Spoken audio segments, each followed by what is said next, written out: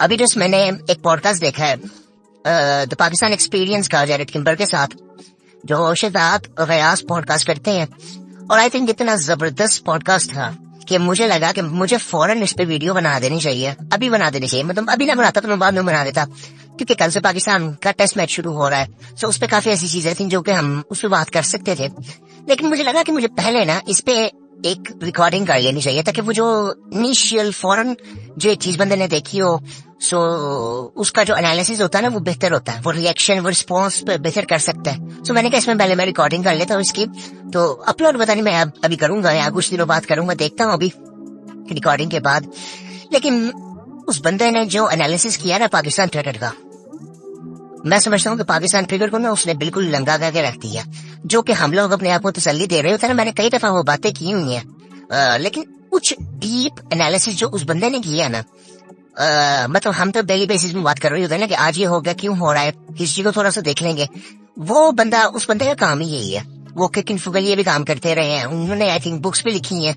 सो वो उनका प्रोफेशन ही यही है कि जिसमें उन्होंने क्रिकेट का एनालिसिस करना है, और बहुत डीपली वो जिस तरह वो डेटा को फॉलो करते हैं, उनकी अपनी वीडियोस में हम वो सब कुछ देखते हैं कि वो जिस तरह से वो एनालिसिस करते हैं।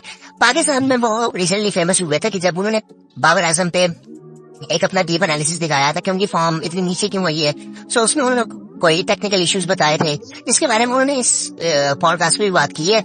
सो उस पर हम बात करते हैं। पाकिस्तान क्रिकेट में उन्होंने डीपली बात की। सबसे पहले उन्होंने बात शुरू की कि बाबर आजम पे शहजाद गयास के क्वेश्चंस बहुत जबरदस्त थे। आई थिंक मुझे लगता है कि मैं इनको काफी देर से फॉलो कर रहा हूँ, शहजाद को भी। मुझे ये काफी पसंद है कि इसका नॉलेज काफी बेहतर है, ये जिस तरह से सवाल पूछता है वो काफी बेहतर है। क्योंकि सवाल करने हमारे मीडिया में तो बिल्कुल भी नहीं आते। मीडिया का इसमें बड़ा अहम रोल है, जो आज हम बात करने जा रहे हैं, जो इसने भी की है और जैरेड ने। और ये आई थिंक पहले बाबर आजम के बारे में बात करते हैं कि उन्होंने बाबर आजम के बारे में क्या कहा। बाबर आजम के बारे में उन्होंने बड़ी सिंपल सी चीज कही कि पाकिस्तान क्रिकेट का मसला ना कोई प्लेयर नहीं है, ये प्लेयर्स नहीं है, पाकिस्तान टीम नहीं है, कोचेज नहीं है, ये पाकिस्तान क्रिकेट का मसला ही नहीं है। इस चीज को पहले हम साइड पे कर देते हैं। इस बारे में हम पहले किसी हद तक बात कर चुके हैं, क्योंकि हमारे यहाँ पे इंडिविजुअल लेवल पे भी ना हम लोग, मैं जो पहले बात कर चुका हूँ, वो थोड़ा सा इस चीज को समझ नहीं पाए कि हम लोग इंडिविजुअल लेवल पे भी ना थोड़े से मेंटली तौर पर ना करप्ट हो चुके हुए, कि हम जो सिस्टम तो पाकिस्तान क्रिकेट में है नहीं, लेकिन जिस तरह चीजें चल रही होती हैं उसको एक्सेप्ट करके फिर उस तरह हम भी चलना शुरू कर देते हैं। जनरली चीजें पाकिस्तान में इस तरह से होती हैं। खैर, उन्होंने कहा कि यार पाकिस्तान क्रिकेट का मसला कोई प्लेयर नहीं है, कोचेज नहीं है, बाकी पाकिस्तान का जो सिस्टम है क्रिकेट का, वो मसला है पाकिस्तान क्रिकेट का। अब वो उन्होंने बताया कि कैसे, उन्होंने कुछ मिसालें भी दी कि किस टाइम पे क्या हो रहा था, जब क्लैरिटी थी तो पाकिस्तान क्रिकेट क्यों बेहतर थी, वो सारा कुछ उन्होंने बताया। खैर, बाबर आजम के बारे में पहले बात करते हैं। उन्होंने कहा उसके साथ कोई ऐसा इशू नहीं है जो ठीक नहीं किया जा सकता। उन्होंने कहा उसने मेरा वीडियो देखा होगा, या किसी ने उसको मेरा वीडियो दिखाया होगा, या जनरली वो खुद भी इस चीज को समझते होंगे। उन्होंने कहा कि बाबर जिस तरह का वो प्लेयर है उसको खुद भी पता होगा कि मेरे साथ मसला क्या हो रहा है। उसके बाद उन्होंने एक बात की कि उसका सिर्फ मसला वो टेक्निकल इश्यूज नहीं है, वो टेक्निकल इश्यूज तो ठीक किए जा सकते हैं। उसके बाद शहजाद ने सवाल ये भी किया कि आपको लगता है कि सिर्फ मसला ये टेक्निकल इश्यूज हैं, या इसके अलावा भी काफी चीजें हैं कि बाबर वर्ल्ड कप से जब आया उसको कप्तानी से हटाया गया, जिस तरह से हटाया गया वो हम सब जानते हैं। उसके बाद शाहीन को लाया गया, एक सीरीज के बाद शाहीन को हटाया गया, फिर बाबर को लाया गया, फिर अवाम बाबर के पीछे लग गई। सो ये सारी चीजें हुई। सो उसने फिर सवाल ये किया कि ये सारी चीजें जब हुई तो आपको लगता है कि मेंटली तौर पर बाबर पे कोई इम्पैक्ट हुआ होगा इस चीज का। सो मैंने कहा बिल्कुल हुआ होगा, मेंटली तौर पर वो पूरी तरह से डिस्टर्ब होगा। साइकोलॉजिस्ट की उसने बीच में बात की कि सारे रोल बीच में आ जाते हैं, कि हर तरह से हमने नहीं देखा कि मेंटल हेल्थ उसकी कैसी है। हम इतनी इंटेलेक्चुअल बातचीत करते ही नहीं है।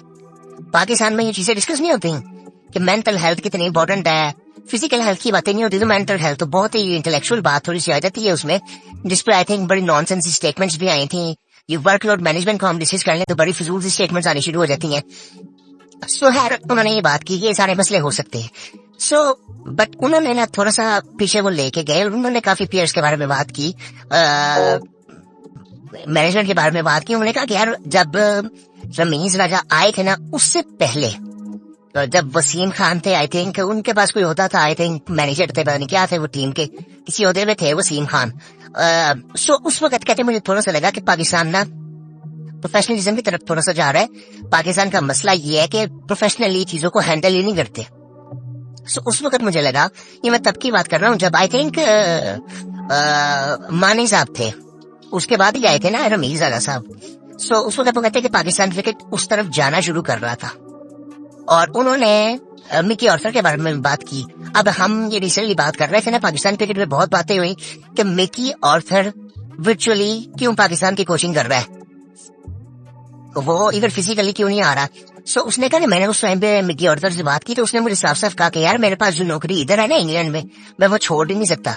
मुझे पाकिस्तान क्रिकेट का पता नहीं, कल कोई चेयरमैन बदल जाए तो मेरी तो ये वाली नौकरी चली जाएगी। और पाकिस्तान में इस तरह की बातें हो रही थी और लेकिन उस वक्त इतना किसी ने सीरियस लिया नहीं, न पीसीबी ने कोई ऐसी बात की है। पीसीबी को पता बिल्कुल होगा, पीसीबी ने उसको हायर किया था और सो ये सारी चीजें हो रही थी उस वक्त।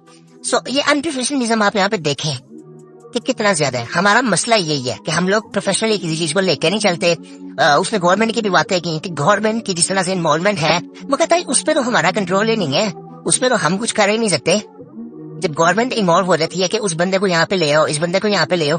फिर उन्होंने मोहसिन नकवी की भी बात की कि उन्होंने किस तरह के, जब वो आए उन्होंने किस तरह के फैसले किए, ये भी कर दो, मैं ये भी कर दूंगा, मैं ये भी कर दूंगा।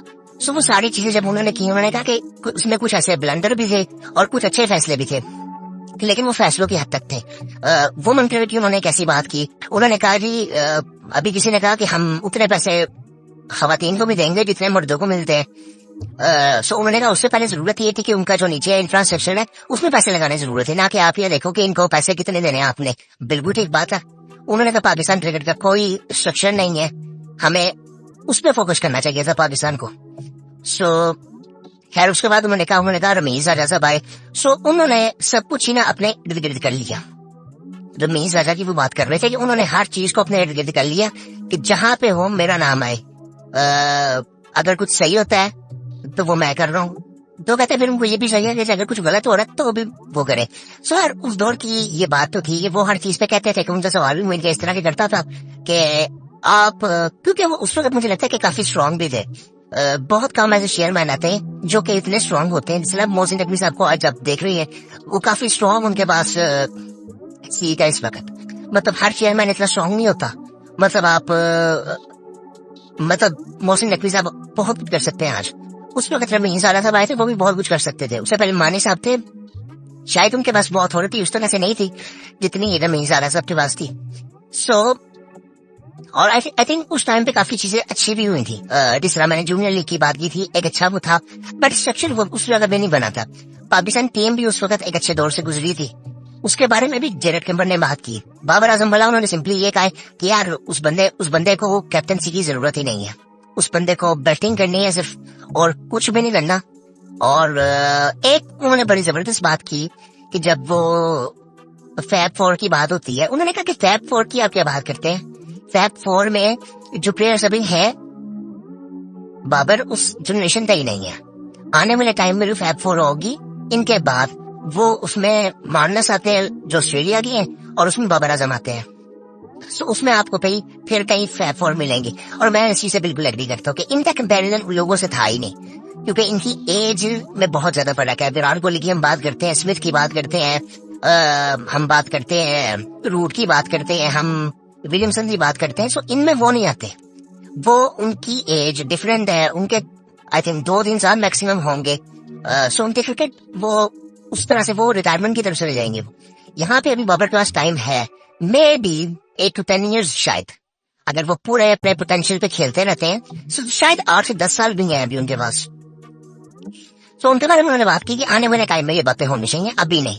सो उसके बाद जब उन्होंने पाकिस्तान क्रिकेट को किया तो उन्होंने कहा कि यार ये उस वक्त हो रहा था सारा कुछ। और रमीज आला साहब आए, उन्होंने 2021-22 में जब हमारी टीम बहुत अच्छा परफॉर्म कर रही थी, उसमें उन्होंने कहा कि उसमें अच्छी बात थी ना। और उसमें सवाल भी शहजाद का अच्छा था कि जब हमारी टीम एक अच्छा परफॉर्म कर रही थी, बाबर रिजवान ओपन करते थे और नीचे से आके हमारी बॉलिंग परफॉर्म करती थी और हम लोग मैच जीत रहे थे। सो उन्होंने कहा बिल्कुल। उन्होंने कहा सबसे अच्छी बात जो उस वक्त थी ना वो ये थी कि उनको पता था कि उन्होंने करना क्या है, जो कि आज हमें पता नहीं था और उससे पहले भी हमें कभी पता नहीं था कि हमने किस तरह की क्रिकेट खेलनी है। कि उन्होंने कहा बाबर रिजवान ओपन करते थे, वो बेहतरीन कहते, वो बेहतरीन एंकर्स थे जो कि 160 अच्छे दिन 180 भी करते थे, और नीचे जाके हमारी बॉलिंग आउट कर देती थी सबको, और हम मैच जीत रहे थे। और T20 क्रिकेट उस वक्त हम बेहतर खेल रहे थे। इवन वनडे में हम काफी अर्सा नंबर 1 पे रहे, T20 में भी रहे। और फिर उसके बाद उन्होंने कहा कि हम लोगों ने उसको प्रॉब्लम बना लिया। उस वक्त आपको याद होगा कि बहुत बातें होती थी मीडिया पे कि जी बाबर ओपन क्यों कर रहा है, इनको ओपन नहीं आना चाहिए, हमने तो इंग्लैंड की तरह क्रिकेट खेलनी है, ये करना है वो करना है। सो खैर उन्होंने फिर इस चीज पर बात की कि उन्होंने कहा कि यार आप अपनी जो आइडेंटिटी होती है ना, उसको बिल्कुल चेंज नहीं कर देते किसी को देख के कि हमने उस तरह से खेलनी है, हमने उस तरह से खेलनी है। लोग आज भी बात करते हैं, ये हर टीम की अपनी एक स्ट्रेंथ होती है कि हमने किस तरह से मैच जीतना है। तो मैंने कहा कि उस वक्त वो चीज नजर आती थी।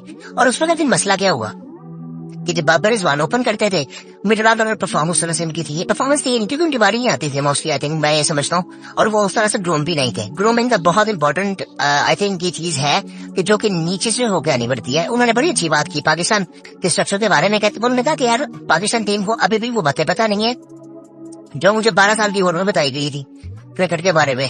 पाकिस्तान क्रिकेट में वो प्रोफेशनलिज्म अभी भी नजर नहीं आता। उन्होंने ये बातें की, वो कहते जो मुझे बातें फील्डिंग, कहते आज पाकिस्तान टीम में आके फील्डर्स की इंप्रूव नहीं होती, ये बातें हमें 12 साल की उम्र में बताई जाती थी। सो आई थिंक फिर खैर जब उन्होंने वो बात की, उन्होंने कहा बाद में हुआ ये कि जब पाकिस्तान के बॉलर्स ने विकेट लेना छोड़ी, या जब शाहीन अफरीदी इंजर्ड हुए, और उस वक्त हुआ ये कि शाहीन अफरीदी जब दोबारा उन्होंने कमबैक किया तो उन्होंने उस तरह से विकेट ली नहीं, और फिर उस वक्त बैट्समैन को कैपिटलाइज करना चाहिए था जो कि वो भी नहीं कर सके। सो उसमें उन्होंने कहा कि बैट्समैन की गलती नहीं थी, आपकी बॉलिंग आउट नहीं कर रही थी जिसकी वजह से आप मैच हार रहे थे। और उस वक्त बातें वही होती थी कि हमने सारा प्रेशर डाल दिया था अपने बैट्समैनों पे जो कि पहले नहीं था। और ये सिर्फ ये दिनों में हुआ था कि ये कोई ऐसी बात थी कि बहुत ज्यादा गैप इसमें आ गया था, ऐसा नहीं था। ये जब ये चीजें होना शुरू हुई तो ऐसी बातें शुरू हो गई थी। ये बॉलिंग पे किसी का फोकस नहीं था कि हम बॉलिंग अच्छी नहीं कर रहे। अभी भी आज अगले 2 साल आप देखें 2022 के बाद हमारी बॉलिंग में ऊंचाई नहीं था। सो हमने बॉलिंग बिल्कुल अच्छी नहीं की। हम वर्ल्ड कप में बॉलिंग की वजह से आ रहे हैं, हम एशिया कप में बॉलिंग की वजह से आ रहे हैं, हम T20 वर्ल्ड कप में जो हमारी सूरत हाल थी वो हमारी बॉलिंग की वजह से थी। सो ये सारी चीजें उस वक्त थी। अब उन्होंने बात की कि मैं फिर दोबारा बात करूंगा कि शहजाद गयास के सवाल बहुत अच्छे थे। मुझे नहीं पता था कि वो इतना उनके पास नॉलेज है क्रिकेट के बारे में, कि वो जिस तरह से उनके topics I think mostly politics के ऊपर होते हैं। मुझे नहीं पता था कि वो क्रिकेट का एनालिसिस भी उनका इतना बेहतर होगा, वो इतना समझते हैं वो क्रिकेट को। सो आई थिंक उनके सवाल बड़े जबरदस्त थे। खैर उसके बाद उन्होंने काफी ऐसी चीजें डोमेस्टिक के बारे में बात की। उन्होंने कहा मैं फॉलो कर रहा था। सो उन्होंने कहा कुछ स्ट्रक्चर ही नहीं है, बड़ी सिंपल सी बात है, प्रोफेशनलिज्म नहीं है। पाकिस्तान टीम में आके जो प्लेयर्स आके जो चीजें सीखते हैं, हम लोग कहते हैं जी पाकिस्तान क्रिकेट में आके बंदा पॉलिश करेंगे। कैसे पॉलिश करेंगे? नीचे वो क्या करता रहा, ये बड़ी सिंपल सी चीज। उन्होंने कहा कि टीम का मतलब होता है, नेशनल टीम का मतलब होता है कि वहां पे प्लेयर रेडी होके आता है बिल्कुल। और बाद में मिसालें भी दी इंडिविजुअल्स की कि ये है, तो उस तरह से प्लेयर्स दूसरी टीमों में भी आपको नजर आते हैं। सो वो सारा प्रोफेशनलिज्म को जब आप देखते हो ना, तो वहां पे सारा कुछ खत्म हो जाता है कि बेसिक हमारा कोई स्ट्रक्चर नहीं है। अब वो स्ट्रक्चर की बात क्या उन्होंने की थी, उन्होंने इतनी क्लैरिटी से इस पे उस तरह से बात नहीं की। टेक्निकल चीजें उन्होंने काफी बताई, लेकिन मैं जो बात करता हूँ कि क्लैरिटी कैसे आती है और स्ट्रक्चर कब बना होगा। मुझे ये लगता है कि जब कोई भी प्लेयर, कोई भी बच्चा क्लब क्रिकेट को ज्वाइन करता है, तो उसको पता होना चाहिए कि मैंने किस लेवल से गुजर के पाकिस्तान की नेशनल टीम में मैं पहुंचूंगा, मुझे क्या करना है। क्योंकि स्ट्रक्चर कोई नहीं है तो वो किसी को डिफाइन ही नहीं हुआ होता कि क्या करना है। इवन मेरा खुद एक्सपीरियंस है, मुझे याद है कि मेरा अंडर 19 ऐसे निकल गया था। मैंने उससे पहले 1.5-2 साल क्रिकेट खेली थी। सो मुझे पता भी नहीं चला था कि अंडर 19 के ट्रायल होते हैं। कोई शिक्षा नहीं था किसी चीज का, कोई नॉलेज नहीं था किस किस्म के ट्रायल्स होते हैं, किस लेवल पे आपने क्या करना है, कोई कुछ नहीं पता था। इवन अभी भी ये क्लब क्रिकेट के प्लेयर्स को कुछ भी नहीं पता होगा। सो न कोचेज कुछ बता रहे होते हैं, कोई ऐसा कोई स्ट्रक्चर नहीं है नीचे। ये बात बिल्कुल ठीक है इनकी, बिल्कुल आई थिंक फ्लॉप है, बिल्कुल कुछ नहीं है नीचे पाकिस्तान क्रिकेट में, आपको कुछ नजर नहीं आता। अभी भी अगर ये टूर्नामेंट जो रिसेंटली हुआ है पाकिस्तान चैंपियंस कप, क्या मुझे अब इस वक्त नजर नहीं आ रहा क्या उससे हमने निकाल लिया ऐसा। जब ये व्हाइट बॉल टीम आपकी बनेगी ना, सबको नजर आ जाएगा यार हमने उसे क्या निकाला है। मैं भी समझ रहा था कि यार ये अच्छी है, एक चीज अच्छी है कि वो टेलीवाइज हुआ है, पर हम सब ने देखा है कि पाकिस्तान के पास है क्या। आपको कौन सा ऐसा प्लेयर नजर आया है, कोई ऐसा प्लेयर नजर आया हो जिसको आपने पहले देखा ना हो? अब्दुल समद का नाम एक आ जाता है, एक दो प्लेयर्स और होंगे। मैंने ऐसी किसी की परफॉर्मेंस ऐसी नहीं देखी कि जिसको मैंने पहले देखा ना हो और उसमें थोड़ा बहुत पोटेंशियल नजर आया हो, सिवाय अब्दुल समद। अब्दुल समद की बात पहले क्यों हो रही है कि उसने एक इनिंग में कुछ अच्छे छक्के मार दिए थे 3-4, बस इस वजह से बात हो रही है। और किसी की ऐसी कोई परफॉर्मेंस नहीं थी कि जिसको हम जानते ना, ऐसा कोई प्लेयर ही नजर नहीं आया। ये सब वो लड़के थे जो कम बैक कर रहे थे। खैर उसके बाद फिर बात हुई कि जी पाकिस्तान क्रिकेट की जब वो बात कर रहे थे तो उन्होंने कहा कि अब क्या सूरत हाल है। अभी भी उन्होंने एक बिल्कुल ये सीरीज ही वो बात की कि अनप्रोफेशनलिज्म है। मोहसिन नकवी साहब के बारे में उन्होंने ये बात की कि बिल्कुल भी नहीं है। उन्होंने कहा कि ऐसे कुछ इश्यूज नहीं होते। बाबर आजम के बारे में जब उन्होंने कहा कि बाबर आजम को स्कोर करना है तो पाकिस्तान टीम मैच आराम से जीत सकती है। इस प्रकार मुझे लगता है कि हम उस पोजीशन में हैं। अगर आप ऑन द पेपर पाकिस्तान की टीम देखें ना किसी भी फॉर्मेट की, अभी तो व्हाइट बॉल की भी टीम बनेगी, अगर उसको भी आप देखेंगे पाकिस्तान की रेड बॉल की जो टीम बनी है उसको भी आप देखें, तो आपको कहीं से नहीं लगेगा कि यार की स्ट्रॉन्ग टीम नहीं है, डिसेंट टीम है। मैं ये नहीं कहूंगा बहुत एक्स्ट्राऑर्डिनरी टीम है, डिसेंट टीम है जिसको हम आई थिंक अभी डिस्कस करेंगे, लेकिन वो बड़ी डिसेंट टीम है। मुझे तो उस इंग्लैंड से स्ट्रॉन्ग लग रही है, चाहे बेन स्टोक्स खेले ना खेले। ये बेन स्टोक्स का एक रूल डाला हुआ है इन्होंने, अभी आजकल बड़ी बातें हो रही हैं कि बेन स्टोक्स खेलेगा तो ये होगा, नहीं खेलेगा तो ये होगा। उसका सिर्फ इम्पैक्ट होता है प्लेयर, उसका इम्पैक्ट है टीम पे, लेकिन आप ये देखें कि उसकी परफॉर्मेंसेस क्या है। लेकिन उसने ऐसी जगह भी परफॉर्म की जहां पे टीम को जरूरत थी, लेकिन वो इतना कंसिस्टेंट नहीं है अपनी परफॉर्मेंस को लेके। वो सिर्फ आई थिंक कैप्टनसी कर रहा है अच्छी, जिसकी वजह से उनकी टीम जीतती है। वो पहले भी जीतती है, अगर वो नहीं खेलता वो तब भी जीतते हैं। इंडिया में वो खेला ना तो क्या हाल हुआ था उनका। सो ये सारी चीजें देखने वाली होती हैं। हम लोगों ने ना सिर्फ इंडिविजुअल्स पे छोड़ दिया है कि जी अच्छा प्लेयर होगा तो वो हमें सारा कुछ कर देगा। सिस्टम्स की बात होती है, ये सिस्टम्स बने हैं कि नहीं। हमारा कोई किसी चीज में कोई सिस्टम नहीं है, प्रोफेशनलिज्म कहीं पर नजर नहीं आता। उन्होंने कहा कि मुझे जब मैंने देखा ना, मैंने यार ये क्या कर रहे हैं ये। वो बंदा, उस बंदे की शक्ल देखने वाली थी जिस तरह से वो बात कर रहा था कि यार इतने प्रोफेशनल लोग, इतने अनप्रोफेशनल लोग, सॉरी, कि उन्होंने कहा मुझे जब नजर आया तो मुझे थोड़ी सी खुशी हुई कि यार शायद उस तरफ ये अब जा रहे हैं, लेकिन बाद में फिर वो चीजें खत्म हो गई। और अभी भी यही हाल है हमारे यहाँ पे, हर काम अनप्रोफेशनल तरीके से होता है, सिस्टम्स नहीं बनते, जुगाड़ मेंटालिटी है ऊपर से लेके नीचे तक। सो आई थिंक हम सिर्फ वो रॉ टैलेंट की बेस पे रखते हैं। रॉ टैलेंट नजर आया, अब ये रेडी। अच्छा उन्होंने एक बड़ी जबरदस्त बात की, उन्होंने कहा कि हमें कोई ना ऐसा प्लेयर नजर आता जो कि पहले ऑस्ट्रेलिया की टीम में, वो कहते थे कि शायद 90s की बात कर रहे थे कि तब होता था कि वो ढूंढते थे, जो कि आज पाकिस्तान अभी तक कर रहा है, कि हमें ना अगले 10 साल के लिए कोई एक प्लेयर चाहिए। क्यों चाहिए भैया आपको? सो इतने पाकिस्तान की जो पॉपुलेशन है वो 25 करोड़ की है।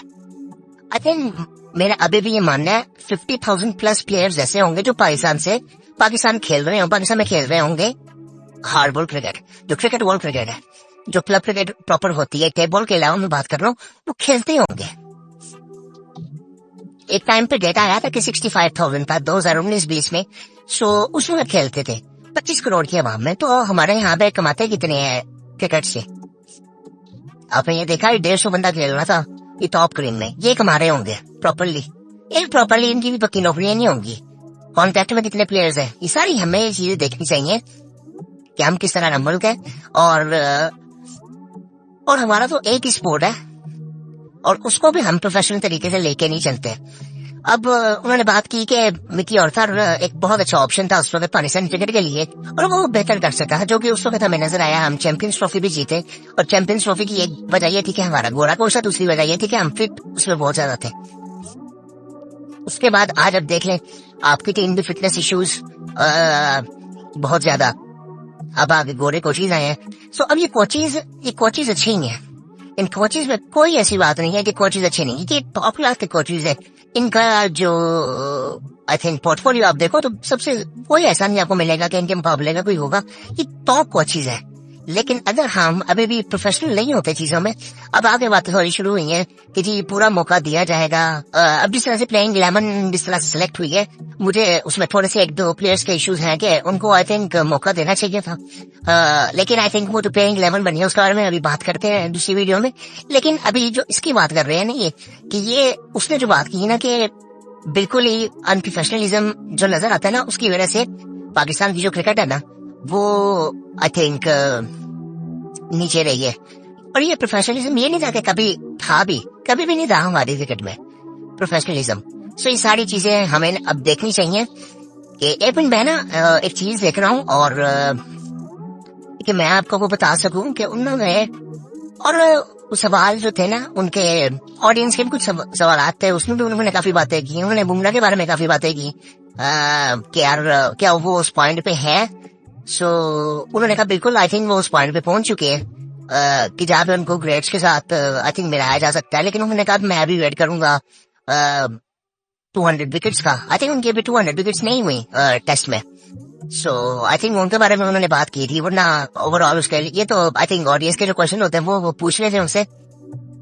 लेकिन अभी अगर देखें ना कि पाकिस्तान क्रिकेट को उन्होंने बिल्कुल ना और मुझे ऐसे लगा कि कोई पैशनेट बंदा बात कर रहा है, ये नहीं था कि कोई ऐसा बंदा बात कर रहा है। और उन्होंने अच्छा मीडिया सबसे इम्पोर्टेंट चीज है, उन्होंने मीडिया के बारे में बात की, मीडिया और गवर्नमेंट के बारे में, जो आई थिंक शायद मैं मिस कर जाता, मुझे मिस बिल्कुल नहीं करनी चाहिए थी। उन्होंने कहा इतना अनप्रोफेशनल मीडिया है, उनको कुछ नहीं पता कि वो किस बारे में बात कर रहे हैं। मीडिया के बारे में उन्होंने बातें की कि मीडिया को कुछ नहीं पता कि वो किस बारे में बात कर रहे हैं।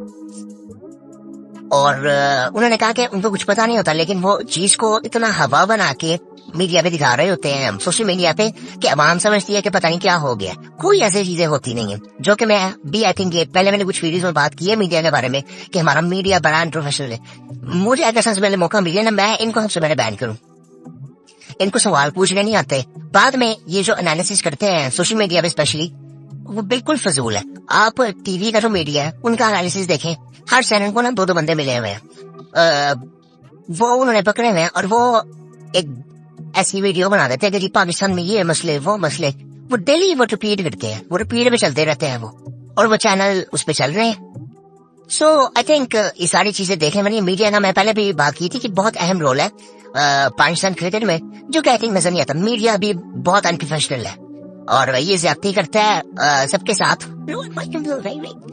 सो आई थिंक ये चीजें देखनी चाहिए। मैं अभी ये देख रहा था कि इन्होंने मैंने अभी ये दोबारा ब्रॉडकास्ट ये इनका लगाया है, और मुझे लगता है कि एक तो इन्होंने बात की ना फर्स्ट क्लास के बारे में, भी उन्होंने काफी बातें की जो मैं आई थिंक भी कर चुका हूँ कि बिल्कुल कोई स्ट्रक्चर नहीं है। फील्डिंग के बारे में जो मैं बात कर रहा था, उन्होंने कहा कि ये चीजें हमें ना 12 साल की उम्र बुलाई जाती थी, ऑस्ट्रेलिया की वो बात कर रहे थे, और ये हर जगह पे ऐसी है, ऑस्ट्रेलिया में, इंग्लैंड में, ये हर जगह पे ऐसी है कि ये बेसिक चीजें हमारी वहां पे ठीक की जाती हैं। पाकिस्तान टीम में आके, आपकी नेशनल टीम में आके नहीं चीजें ठीक की जाती, जो कि हमें नजर आ रहा था।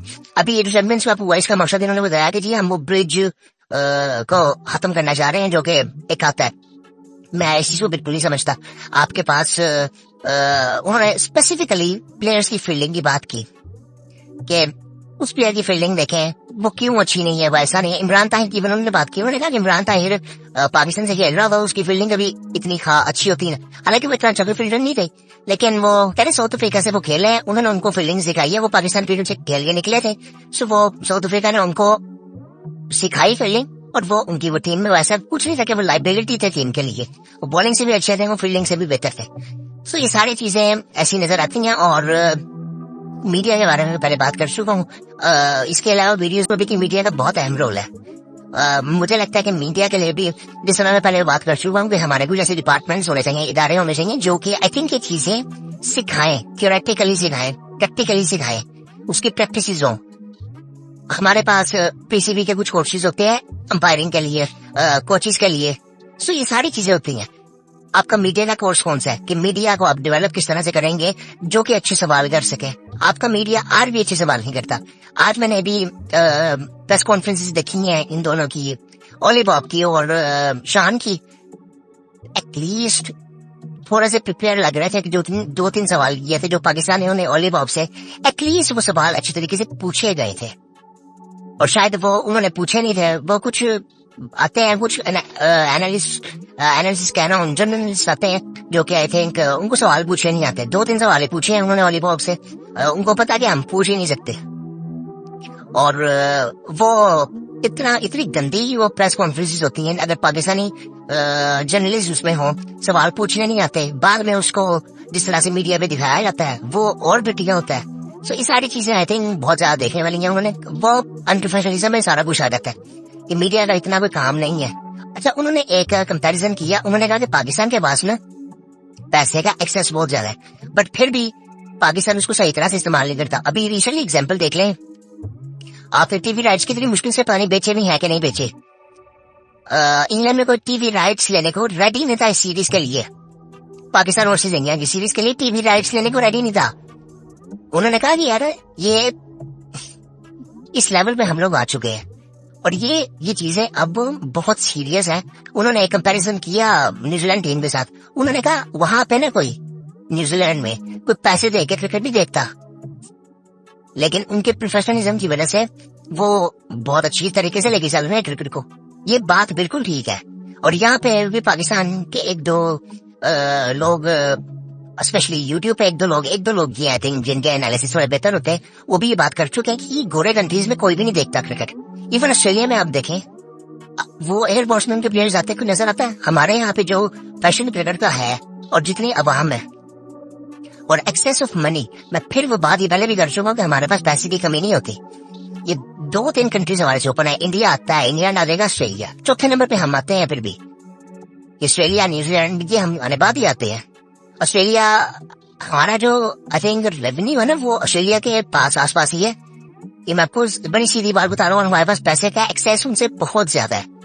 मैं अभी भी कहूंगा कि ऑस्ट्रेलिया से बहुत ज्यादा है हमारे पास। मैं सिर्फ इंडिया को ऊपर रखूंगा इस चीज में, तो कि हमारे पास अभी अपॉर्चुनिटी भी अभी बहुत ज्यादा है और हम इसको बढ़ा भी सकते हैं। हमारा पीएसएल पैसे कमाता है, वहां पे कुछ लीग ऐसी होती है जो पैसे नहीं कमाती क्योंकि लोग पैसे दे के क्रिकेट देखने नहीं आते उधर, ये बताया उन्होंने। सो आई थिंक ये सारी चीजें प्रोफेशनलिज्म से आएंगी और मुझे कोई ऐसी उम्मीद ना नजर आती नहीं है। वैसे मैं आपको बड़ी सीरियस बात बताऊं कि पाकिस्तान क्रिकेट में मुझे कोई ऐसी उम्मीद नहीं नजर आती। हमारे चेंजेस कहाँ पे हुए हैं, हमारे कोचिंग में चेंजेस हुए, हमारे प्लेयर्स में कुछ एक दो चेंजेस हो गए और क्या कुछ चेंजेस हो रहा, फैसले कुछ ऐसे हो गए, हमने वो टूर्नामेंट करवा दिया, वो भी करवा दिया। जो असल चेंजेस होने वाले हैं ना वो कि हमें सबसे पहले डिफाइन करना है हमने खेलना कैसे, उस क्राइटेरिया को फॉलो करना है। एक और मैंने बड़ी जबरदस्त बात की, शहजाद ने सवाल किया कि कैप्टन किसको होना चाहिए। उन्होंने कहा यार ये इस सवाल का जवाब तो नहीं मैं दूंगा, मैं दे नहीं सकता। उन्होंने मैं दे नहीं सकता, मैं किसका बताऊं आपको, मैं नाम ले ही नहीं सकता। उन्होंने कहा कैप्टन को चूज किस तरह से किया जाना चाहिए। उन्होंने कहा आप सब प्लेयर से पूछे, पूरी टीम बैठी है, उनसे पूछे कि आपका पाकिस्तान ये किसी भी टीम के लिए, जिस टीम के लिए अगर वो जिस टीम के लिए भी आप कैप्टन चाहते हैं, उससे पूछे कि आपका प्लान क्या है, कि आप किस तरह पाकिस्तान क्रिकेट को लेके चलेंगे।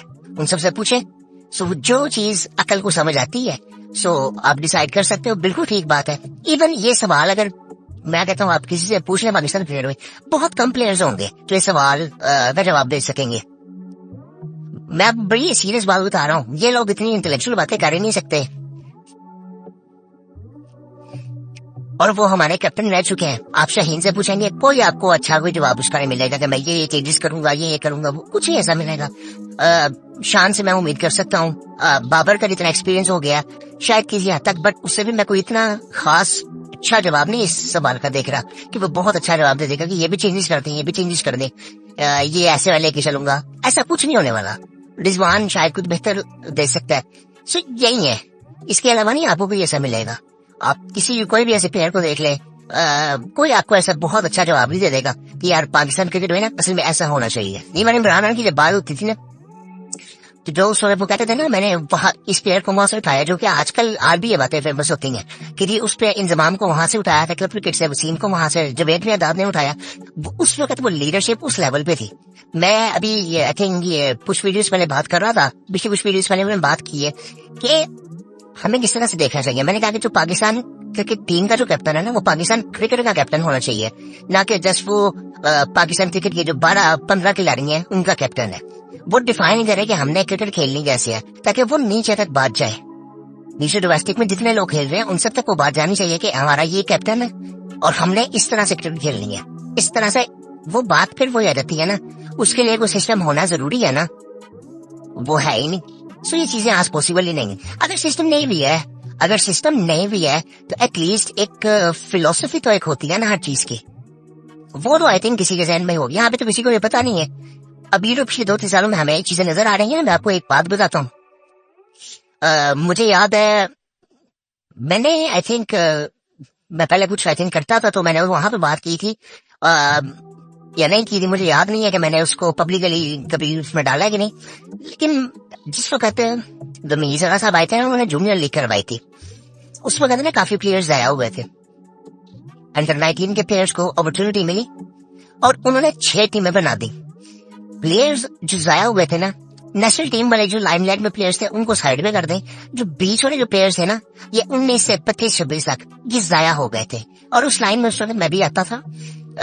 हर उस वक्त मैं तो नहीं खेल रहा था, मैंने तो बिल्कुल साइड पे हो गया हुआ था। लेकिन ये उस वक्त काफी प्लेयर्स जाया हो गए थे और उनमें से आज हम देखते हैं कि काफी प्लेयर्स पाकिस्तान से जा चुके हुए हैं और जिन्होंने बिल्कुल ही छोड़ दी हुई है क्रिकेट। बहुत से ऐसे प्लेयर्स होंगे। इस वजह से वो पैशन आज कम नजर आता है। आज आपको प्लेयर्स बड़े लिमिटेड नजर आते हैं। ये वजह यही है। सो आई थिंक ये चीजें हमें देखनी चाहिए। हमारे मीडिया को बहुत बेहतर होने की जरूरत है अभी, और बहुत ज्यादा उनको काम करने की अभी जरूरत है। आई थिंक मैं इस चीज को बेसिकली ऐसे देखता हूँ कि ये वीडियो जितना लंबा हो चुका है ना, मुझे लग रहा है कि मैं इसको भी एकदम अपलोड कर ही नहीं सकूंगा। सो मैं भी 1-2 दिन में देखते हैं, या देखता हूँ अभी अगर कर सकूंगा तो कर दूंगा। लेकिन आई थिंक हमें ये चीजें ना, अगर तो मुझे उम्मीद वैसे कोई नहीं है, मैं बड़ी सीरियसली आपको बताऊं, और मुझे उम्मीद इस वक्त कोई भी नहीं है कि हम जिस तरह से चीजें करते हैं ना, हम सिर्फ ना ध्यान हटाते हैं। हमारे पाकिस्तान में चीजें ऐसी होती हैं। अच्छा, अवाम इसके पीछे लगी है, अवाम का ध्यान इसे हटाने के लिए क्या किया जा सकता है, ऐसे सोचा जाता है ना कि आप इस तरह से सोचे कि इसको बेहतर किस तरह से करना है। सो वो प्रोफेशनलिज्म की उम्मीद मुझे बिल्कुल नहीं है। मैं फिर उसी चीज को समझता हूँ कि हम उसी फ्लो से चलेंगे कि जी बस अल्लाह की तरफ से कोई मदद आ जाए और कुदरत के निजाम पे हम चलते रहें। कोई बेसिक एक फलसफा बना लें जो जिसको सिर्फ 12-16 प्लेयर फॉलो करें और हमारी टीम चलती रहे। हम इसी तरह चलने वाले। मुझे कोई उम्मीद नहीं है कि हमारा कोई नीचे स्ट्रक्चर बनेगा, और वो प्रोफेशनलिज्म अभी तो मुझे कुछ नजर नहीं आता। ये तो बहुत विजनरी कोई ऐसे बंदा है जो कि पूरा और जिसके पास कंट्रोल हो, अथॉरिटी हो, फिर जाके कुछ ऐसा समझ आएगा। अभी इस वक्त मुझे कोई उम्मीद नजर नहीं आती कि ऐसा कोई बंदा आएगा। इवन आप ये देख लें, ये जितने मेंटोर्स लगे हुए थे चैंपियंस कप में, जिन्होंने इतने आगे आने वाले टाइम में इतना लंबा काम करना है, ये सब टीवी में बैठे हुए थे एक शो में। कितने बैठे थे? वकार यूनुस, मिसबाह उल हक, शुएब मलिक, वसीम अकरम भी थे उसमें।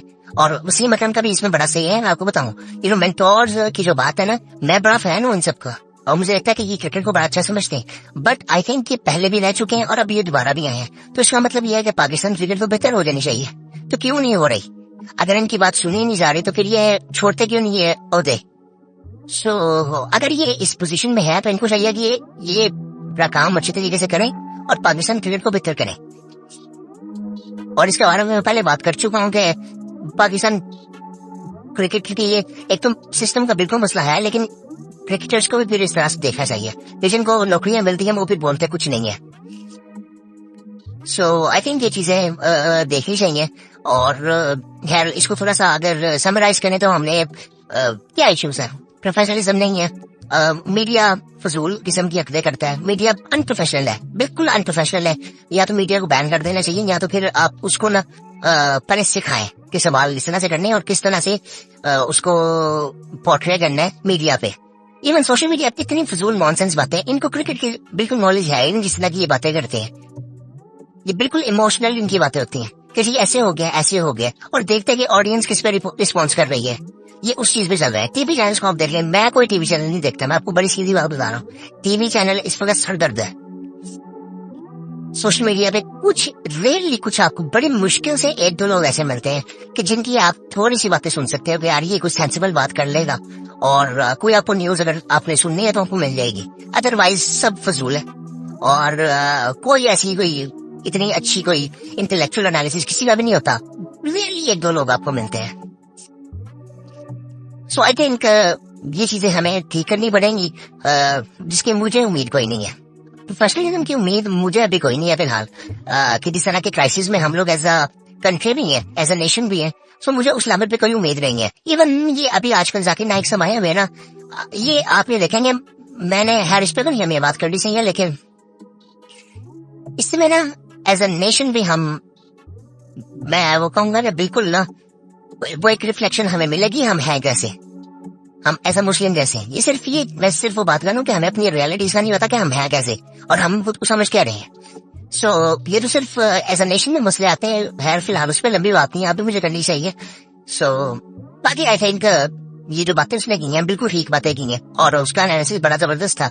अभी उन्होंने एक शाहीन पे भी एक वीडियो अपलोड किया, मैंने अभी तक देखी नहीं वो, अभी रिसेंटली आई है, आई थिंक मे बी आज ही आई है, लेकिन मैंने वो देखी नहीं है।